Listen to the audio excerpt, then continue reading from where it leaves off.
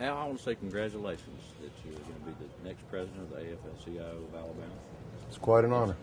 Talk to me about what's going on with your convention down here now, what the big issues are, how you feel about being the next president, and just what's the agenda for the next year for you guys? Our first objective politically will be to take back the supermajority from the pro-business, the 1% of the people that seem to own this country and seem to buy their legislators, the Congress people, the Supreme Court of State Alabama.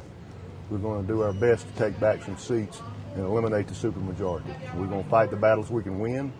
We're going to put an analysis on everything after redistricting, and we're going to determine what battles we can win, and those are the ones we're going full-fledged after. So that's going to be our main objective politically. Then we're going to hope to introduce legislation that will work to benefit the working people, not just labor union members, but working people all over the state of Alabama. That's what y'all are working on now. Right. What do you think about the presidential election in 2012? What's going on with that? I think there's going to be an enormous Democratic turnout, and I feel like right now he'll win. President Obama will win. I've been watching all the debates on the Republican side of the House, and I cannot find one Republican presidential candidate that can guarantee me he's going to take care of my Social Security. Not one Republican candidate who will guarantee me he's going to take care of my Medicare. Yeah, talk about the convention. We had a large number of delegates, a lot of people expressing interest in this convention. The labor movement's alive and doing well in the state of Alabama, and we're going to grow. We're going to create more union density all around the state. I feel like we'll do good things in the years to come. We've got some specific places we're looking at as far as organizing. We'll grow our union membership. You also, I know you're thinking about trying to figure out ways to counter the image that labor has gotten in politics and the media over the last 30 years. Talk to us a little bit about that, what your plans are for that. I mean, well, the public, has a misperception about this, and I know you guys are trying to come up with ways to fight that, explain to the public who you are, and try to counter all this negativity that's out there. The negativity comes from people who are basically the 1%ers.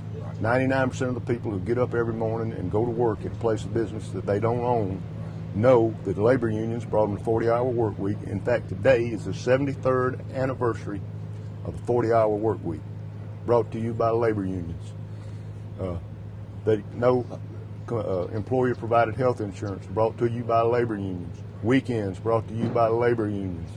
And they know that they're indebted to the labor union movement. But the people that own the newspapers and the people that own the TV and radio media, right-wing talk show folks, the shock jocks, they continually attack because they feel like we're a threat to the wealthiest 1% in this country. And how do you feel about the Occupy Wall Street movement?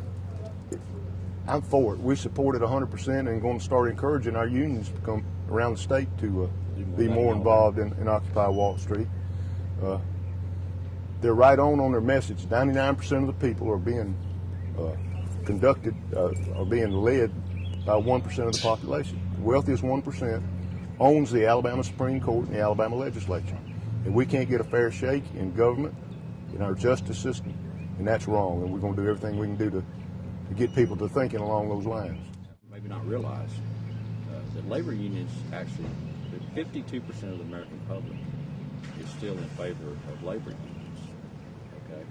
Which it's only, half the people. In the 50s, it was 75% back in the heyday. Right.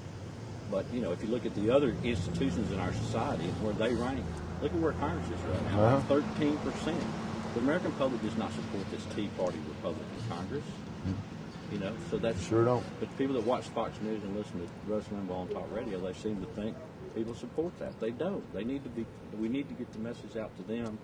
This is not what the American people support. And maybe Alabama in the South is a little behind the trend line on that, but they need to be caught up on that. I agree. We're going to do a better job of communicating with our membership, let them know what the issues are and what our position is on each issue.